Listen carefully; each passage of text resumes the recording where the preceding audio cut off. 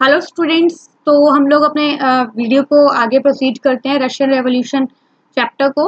तो देखिए हम लोग पहुंच गए थे कि अप्रैल तक हम लोग पहुंच गए थे, कैसे मतलब वर्कर्स जो थे वो कैप्चर कर रहे थे लैंड को और पावर को, और कैसे लेनिन जो थे उन्होंने अपनी अप्रैल थीसिस में 3 डिमांड्स रखी थी। तो क्या डिमांड्स थी? फर्स्ट क्या था कि जो भी मतलब फर्स्ट ऑफ ऑल रशिया को विड्रॉ कर लेना चाहिए from the war.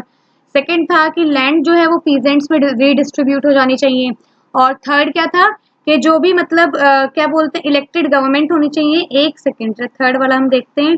Yes, banks को नेशनलाइजेशन हो जाना चाहिए, बैंक्स को नेशनलाइज कर देना चाहिए। तो अब हम लोग आगे बात करते हैं, आगे बात हम करते हैं अक्टूबर रेवोल्यूशन की। तो देखिए मैंने आपको स्टार्टिंग में ही बताया था इन द फर्स्ट और second video lecture that there were two revolutions in the Russian revolution itself. First one was the February revolution and second one was the October revolution. तो फेब्रुअरी रेवोल्यूशन हुआ था और अक्टूबर revolution हुआ था। तो February revolution में जो jar थे उन्होंने पावर को डिथ्रोन कर दिया था। ओके, अब हम बात करते हैं अक्टूबर रेवोल्यूशन कैसे हुआ था। तो अक्टूबर रेवोल्यूशन में देखिए क्या हुआ था। अब लेनिन आ गए थे रशिया में, ठीक है। तो लेनिन ने अक्टूबर 1917 में क्या करते हैं, सेम ईयर सेम है, 1917 ही है बट मंथ्स चेंज है। तो लेनिन ने परस्यू किया जो पेट्रोग्रेड सोवियत यानी जो प्रोविजनल गवर्नमेंट बनी थी उसको, और जो बेल्शेविक उनकी पार्टी थी उसको उन्होंने मतलब परस्यू किया। इसको मतलब उन्होंने कन्विंस कर रहे थे कि हम लोग क्या करते हैं सोशलिस्ट तरीके से सीज करते हैं पावर को। कुछ नहीं है, वो ये करना चाहते थे कि मैं पावर मतलब हम सोशलिस्ट पावर में आ जाएं। उनका सिंपल मतलब ये था कि सोशलिस्ट जो है वो पावर को कैप्चर कर ले।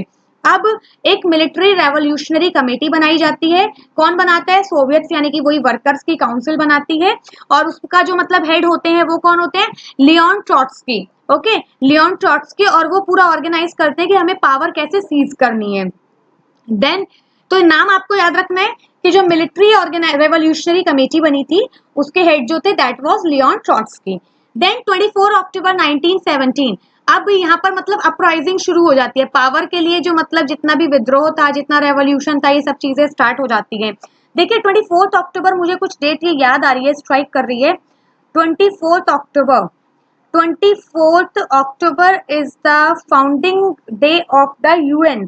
yes, 24 अक्टूबर को यूनाइटेड नेशंस की स्टैब्लिशमेंट हुआ था, इसको बनाया गया था 1945 में। तो 24 अक्टूबर को हर साल इंटरनेशनल यूएन डे मनाया जाता है, तो याद रखिएगा आप लोग। देन जो प्राइम मिनिस्टर थे केरेंस्की, इन्होंने क्या किया, सिटी छोड़ दिया फॉर समनिंग द ट्रुप, यानी कि ट्रुप्स को समन करने के लिए, ट्रुप्स को बुलाने के लिए इन्होंने क्या किया, पावर को छोड़ देते हैं और पावर नहीं, ये सिटी से निकल जाते हैं।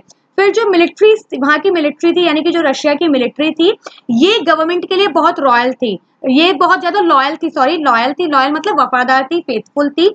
और इन्होंने क्या किया, जो बिल्डिंग थी, यानी अब मिलिट्री ने क्या किया, जो गवर्नमेंट की बिल्डिंग्स थी उनको सीज कर लिया, ठीक है। Of the two Bolshevik newspapers, यानी कि जो न्यूज़पेपर जहां पर प्रिंट होता था उन बिल्डिंग्स को मिलिट्री ने सीज कर लिया। और मिलिट्री ये सब किसके इशारों पे कर रही थी, किसके कहने पे? ऑब्वियसली लेनिन और बोल्शेविक्स के कहने पे, क्योंकि बोल्शेविक पार्टी के लीडर कौन थे? लेनिन थे। फिर ट्रूप्स जो थे उनको भेजा गया, यानी कि वही मिलिट्री भेजी गई क्या करने के लिए, जो टेलीफोन ऑफिसेज हैं, जो टेलीग्राफ ऑफिसेज हैं, उनको टेक ओवर करने के लिए, एंड विंटर पैलेस को प्रोटेक्ट करने के लिए। देखिए विंटर पैलेस क्या था?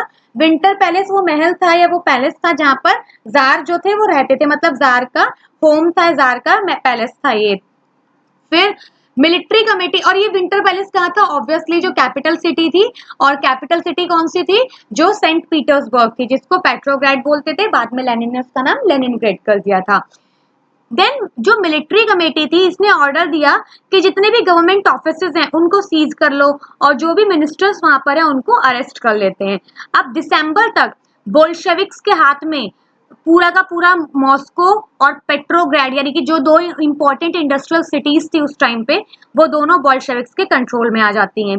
फिर क्या होता है, देखिए अक्टूबर में कितनी मतलब जबरदस्त चीजें होने लगी थी। इतना तो जो फेब्रुअरी रेवोल्यूशन था वहां पर भी नहीं हुआ था, लेकिन यहाँ पर क्या था, पूरा इंटरनली मेसअप सिचुएशन क्रिएट हुई थी। देन जो बोल्शेविक्स थे देवर टोटली अपोज टू, ये प्राइवेट प्रॉपर्टी नहीं चाहते थे, ये नहीं चाहते थे कि कोई भी प्राइवेट प्रॉपर्टी, मतलब जो कैपिटलिस्ट है बिल्कुल पसंद नहीं करते थे। फिर नवंबर 1917 में ज्यादातर जो इंडस्ट्रीज थी और जो बैंक्स थे इनको नेशनलाइज, देखिए लेनिन की डिमांड यही तो थी अप्रैल थीसिस में कि जो भी मतलब कंपनीज हैं, इंडस्ट्रीज हैं, बैंक्स हैं, उन सबको अपने कंट्रोल में ले लो, यानी कि नेशनलाइज कर दो।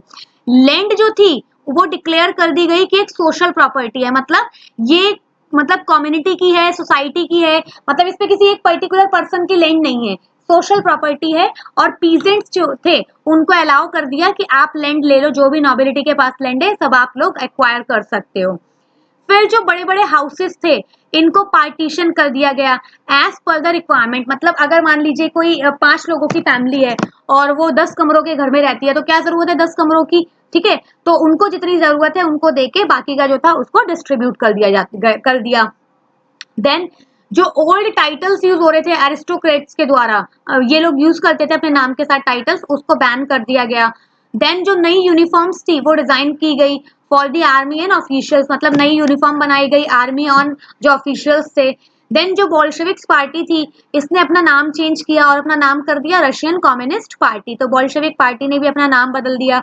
देन नवंबर 1917 में जो बोल्शेविक्स थे इन्होंने दे कंडक्टेड द इलेक्शंस, इन्होंने इलेक्शंस करवाए टू द कॉन्स्टिट्यूंट असेंबली। अब देखिए बोल्शेविक्स ने इलेक्शंस करवाए थे कॉन्स्टिट्यूंट असेंबली के लिए, ताकि फ्यूचर गवर्नमेंट का क्या फॉर्म होगा, किस तरीके से बनेगी। फिर मार्च 1918 में, अब देखिए हम 18 में आ चुके हैं मार्च 1918 में despite the opposition by their political allies, यानी कि मतलब अब बोल्शेविक्स को जो अपोजिशंस वाले थे, जो लिबरल्स थे या फिर जो मेंशेविक्स पार्टी थी, वो लोग अपोज कर रहे थे, बट बोल्शेविक्स ने क्या किया, इन्होंने पीस स्टैब्लिश किया विद जर्मनी एट ब्रेस्ट लेटॉफ। इन्होंने मतलब जर्मनी के साथ जो मतलब अपोजिट साइड में थी इन फर्स्ट वर्ल्ड वॉर, उसके साथ पीस स्टैब्लिश कर लिया। क्यों स्टैब्लिश किया देखिए, हाँ पीस स्टैब्लिश किया। Then Bolsheviks became the only party that participated in the elections to all Russian Congress of Soviet। Bolshevik की वो इकलौती ओनली पार्टी थी जिसने पार्टिसिपेट किया था इलेक्शंस में। किसके इलेक्शन में? जो रशियन कांग्रेस के इलेक्शंस हुए थे, जो मतलब सोवियत के सारे इलेक्शंस हुए थे, सोवियत मतलब वर्कर्स काउंसिल के।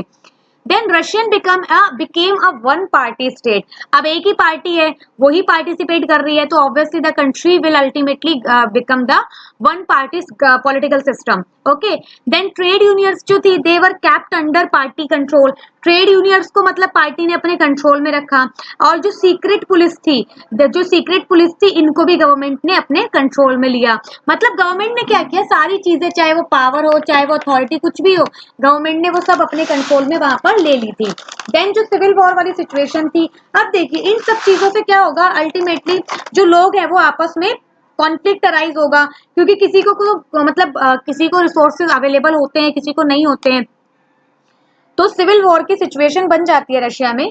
तो जो नॉन बोल्शेविक सोशलिस्ट थे, मतलब जो सोशलिस्ट तो थे बट वो बोल्शेविक को सपोर्ट नहीं करते थे, लिबरल्स थे, सपोर्टर्स ऑफ ऑटोक्रेसी थे, इन्होंने बोल्शेविक्स का जो मतलब इतना अपराइजिंग हो रहा था, इनका जो मतलब एक बोलते ना कि मतलब ये लोग बहुत राइज हो रहे थे सोसाइटी में, इनका बहुत नाम हो रहा था, फेम हो रहा था, ये लोग इनको अपोज कर रहे थे, ठीक है।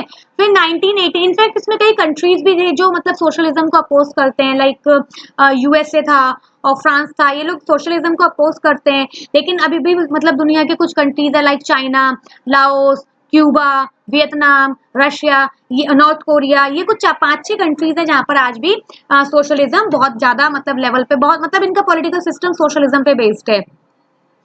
देन 1918 एंड 1919 में जो ग्रीन्स थे, यानी जो सोशलिस्ट रेवोल्यूशनरीज थे, जो सोशलिस्ट आइडियोलॉजी के रेवोल्यूशनरीज थे, और जो व्हाइट्स थे यानी जो जार को सपोर्ट करते थे, जार को प्रमोट करते थे, इन लोगों ने क्या किया, कंट्रोल किया ज्यादातर रशियन एम्पायर को। यानी जो ग्रीन्स थे और जो व्हाइट्स थे, रशियन एम्पायर इनके कंट्रोल में आता है। France, America, British and Japanese troop जो थे इसमें ये भी इन्वॉल्व थे, बिकॉज ये किस लिए, इनको क्या चिंता थी कि भाई रशिया में सोशलिज्म ना आ जाए, इतना बड़ा देश है यहाँ पर सोशलिज्म आ गया तो बहुत प्रॉब्लम क्रिएट हो जाएगी, क्योंकि ये लोग क्या है, ये कंट्रीज किसको प्रमोट करते हैं, कैपिटलिज्म को, प्राइवेट प्रॉपर्टी के कॉन्सेप्ट को प्रमोट करते हैं।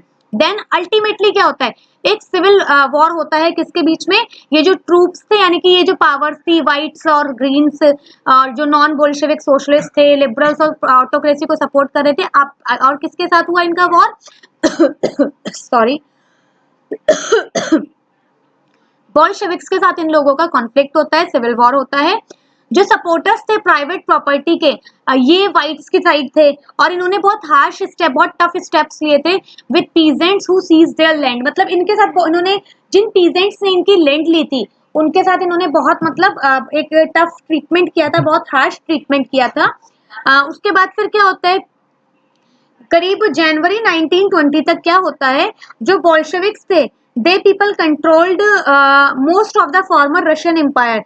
ज्यादातर जो रशियन एम्पायर था इस पर किसका कंट्रोल था, इस पर जो कंट्रोल था वो था बोल्शेविक्स का कंट्रोल आ चुका था। बोल्शेविक्स जो थे they cooperated with the non Russian nationalist.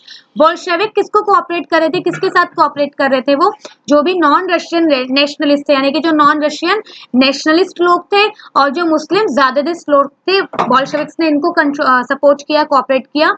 Then दिसंबर 1922 में क्या होता है, सोवियत यूनियन जो थी, यानी कि अब देखिए मतलब ये जो सिविल वॉर था करीब 3-4 साल तक ये चलता है, 17, 18, 19, 20। फिर फाइनली 1922 में जो सोवियत यूनियन थी, यानी कि सिविल वॉर के बाद ये जो यूएसएसआर हम लोग पढ़ते हैं सुनते हैं, इसका क्रिएशन हुआ था, फॉर्मेशन हुआ था 1922 में। और किसने बनाया था, Bolsheviks from the Russian empire. तो रशियन एम्पायर में ये रशियन एम्पायर से ये किसने बनाया था, बोल्शेविक्स ने बनाया था, लेनिन ने बनाया था। फिर एक सोशलिस्ट सोसाइटी कैसे बनाई जाती है, अब एक जो प्रोसेस था सेंट्रलाइज्ड प्लानिंग, ये इंट्रोड्यूस की गई with the adoption of the 5 year plan. देखिए लेनिन ने क्या किया था, लेनिन ने 5 ईयर प्लान, जो हम इनफैक्ट जो इंडिया में भी है 5 ईयर प्लान, हमारे यहाँ पर भी 5 ईयर प्लान बनते हैं, अब तो खैर नहीं बनते क्योंकि प्लानिंग कमीशन को डीकमीशन कर दिया है, वो बॉडी नहीं है इंडिया में 5 ईयर प्लान बनाने के लिए, अब उसकी जगह नीति आयोग है। तो वो 15 साल जो 15 ईयर का विजन प्लान होता है, फिर 7 ईयर का मिशन प्लान होता है, फिर 3 ईयर्स का स्ट्रैटेजिक एक्शन प्लान होता है। तो 5 ईयर प्लान हम लोगों ने वहीं से बोरो किए थे। तो रशिया में ही 5 ईयर प्लान का कॉन्सेप्ट आया था। जो प्राइसेस थे वो फिक्स्ड कर दिए गए थे ताकि इंडस्ट्रियल ग्रोथ है उसको मतलब प्रमोट किया जा सके ड्यूरिंग द फर्स्ट 2 प्लान्स, यानी कि जो 1927 से 38 तक जो 5 ईयर प्लान्स बने थे दो, वहां पर क्या किया गया, जो मतलब प्राइसेस थे कमोडिटीज के उनको फिक्स्ड कर दिया गया। इंडस्ट्रियल प्रोडक्शन इंक्रीज हुआ, नई नई फैक्ट्रीज बनाई गई, रैपिड कंस्ट्रक्शन जो था मतलब बहुत जल्दी जल्दी कंस्ट्रक्शन जो था उससे इससे क्या हुआ, बहुत पुअर वर्किंग कंडीशंस और हार्ड लाइफ होने लगी वर्कर्स की। स्कूलिंग का जो सिस्टम था ये डेवलप किया गया और अरेंजमेंट्स किए गए थे for the education of the factory workers, मतलब पीजेंट्स जो है और जो फैक्ट्री वर्कर्स मतलब जो गरीब आदमी है इनको, ये भी इनके बच्चे भी स्टडीज कर लें, एजुकेशन ले लें, तो वो सब अरेंजमेंट किए गए। क्रैचेस फैसिलिटी जो थी वो भी स्टैब्लिश की गई थी इन फैक्ट्रीज में for the children of the women workers. Cheap public health care was provided, मतलब पब्लिक हेल्थ कोई बीमारी वगैरह हो जाए मेडिकल फैसिलिटीज भी दी जा रही थी। देन मॉडर्न लिविंग क्वार्टर्स भी बनाए गए, मतलब जो मतलब एक ठीक ठाक से एक हाइजीनिक लिविंग क्वार्टर्स है, घर है, वो बनाए गए। तो ये सारे मेजर्स लिए गए थे सोशलिस्ट सोसाइटी में। मैं आपको क्रैचेस बताना चाहती हूँ यहाँ पर। देखिए क्रैचेस का मतलब क्या होता है, क्रैचेस एक फैसिलिटी होती है जो मतलब उनको दी जाती है, मेनली वहां पर दी जाती है जहाँ पर 30+ वेमेन एम्प्लॉय काम करती हैं, किसी फैक्ट्री में, किसी मिल में, किसी इंडस्ट्री उसमें कंपनी में अगर 30 से ज्यादा वेमेन काम करती है तो वहां पर क्रैच फैसिलिटी दी जाती है। क्रैच क्या होता है, एक मतलब एक आप मान सकते हैं एक इंस्टीट्यूशन होता है या एक घर जैसा सा सिस्टम होता है, वहां पर जो भी विमेन एम्प्लॉय होती हैं अगर उनके छोटे छोटे किड्स हैं लाइक 2 साल का, 6 मंथ का, इस तरीके के किड्स हैं, तो वो क्या करते हैं वर्किंग आवर्स में उनको कौन रखेगा अगर उनकी फैमिली में कोई पीछे बैकग्राउंड में नहीं है सपोर्ट के लिए, तो वो कुछ टाइम के लिए मतलब जब भी जो भी उनके वर्किंग आवर्स होते हैं उतने टाइम के लिए वो अपने बच्चों को वहां पर छोड़ जाते हैं क्रैच में। तो वहां पर वो प्रॉपर उनका खाना वाना सब दे के जाते हैं, मतलब जो मदर होती है वही सब दे के जाती है, तो प्रॉपर उसका केयर टेक किया जाता है कहाँ पर, क्रैच में। तो क्रैच में इनफैक्ट ये जो इंडिया की मेट्रो सिटीज है लाइक दिल्ली, गुड़गांव, जो भी मेट्रो सिटीज हैं वहां पर अभी भी ये क्रैच फैसिलिटीज हैं। और क्योंकि वहां पर ज्यादातर मतलब जो इंडस्ट्रियल सिटीज हैं, अब इंडस्ट्रियल सिटीज है तो वहां पर मतलब जो वर्किंग वर्किंग पॉपुलेशन है वो भी बहुत ज्यादा है, चाहे वो मेल हो चाहे फीमेल हो। तो फीमेल के लिए क्या फैसिलिटी दी हुई है कि कोई भी मतलब उनके सामने कोई भी ऑब्स्टेकल ना है तो उसके लिए उनके बच्चों के लिए क्रैच फैसिलिटी प्रोवाइड की हुई है। देन हम लोग बात करते हैं स्टालिनिज्म एंड कलेक्टिवाइजेशन। अब देखिए जो सोवियत रशिया था, अब इसमें ग्रेन सप्लाई की एक बहुत बड़ी प्रॉब्लम आ रही थी, यानी कि ग्रेन की सप्लाई, यानी सबको जो है अनाज खाना पीना कैसे इंश्योर किया जाए। गवर्नमेंट ने क्या किया, प्राइस फिक्स्ड कर दिए थे ग्रेन के लिए, लेकिन पीजेंट्स ने तो मना कर दिया। पीजेंट्स ने बोला कभी तो हमारा जो मतलब प्रोडक्शन है वो अच्छा होता है, कभी अंडर प्रोडक्शन होता है, तो price fix is not a solution. फिर स्टालिन ने क्या किया, देखिए लेनिन की डेथ के बाद पावर में स्टालिन आते हैं, ओके, वो हेड करते हैं। फिर 1928 में जो पार्टी के मेंबर्स थे, इन्होंने क्या किया, इन्फोर्स्ड किया grain collection from the producing areas. इन्होंने क्या किया, जो इन्फोर्स क्या मतलब फोर्सफुली ग्रेन कलेक्ट किया, कहां से, जो प्रोड्यूसिंग एरियाज थे, मतलब जो फार्म था वहां से, और रेड किया जो भी कुलक्स थे। कुलक्स क्या होता है, मतलब कुलक्स मतलब जो भी अच्छे खासे फार्मर है, मतलब एक मिडिल क्लास फार्मर, ठीक ठाक फार्मर है, उसकी जो फाइनेंशियल कंडीशन है वो ठीक ठाक है, वहां पर रेड करी और जो भी उसके पास क्रॉप्स थे, ग्रेन्स थे, वो सब उन्होंने सीज कर लिया। स्टालिन ने क्या किया, एक प्रोग्राम इंट्रोड्यूस किया जिसका नाम था कलेक्टिवाइजेशन। तो स्टालिन ने कलेक्टिवाइजेशन प्रोग्राम चलाया। पीजेंट्स जो थे, जो वर्क कर रहे थे lands of the honours of the collective farms, मतलब पीजेंट्स काम करते थे इन कलेक्टिव फार्म्स में, और जो भी प्रॉफिट होता था वो पीजेंट्स के साथ शेयर किया जाता था। फिर जो मतलब अब इससे क्या हुआ, जो रेजिस्ट कर रहे थे इस प्रोसेस को कि भाई फार्मिंग कलेक्ट ना की जाए, मतलब कंबाइंड फार्मिंग ना की जाए, इनको पनिशमेंट दिया गया बाय द स्टालिन, और इनको कई बार देश से भी निकाल दिया गया। स्टालिन ने जो मतलब ट्रीट किया इंडिपेंडेंट कल्टीवेशन अनसिंपैथेटिकली, मतलब जो इंडिपेंडेंटली कल्टीवेट कर रहा था उसको मतलब बहुत बेकार ट्रीटमेंट किया, बहुत गंदा ट्रीटमेंट किया, हार्श ट्रीटमेंट किया।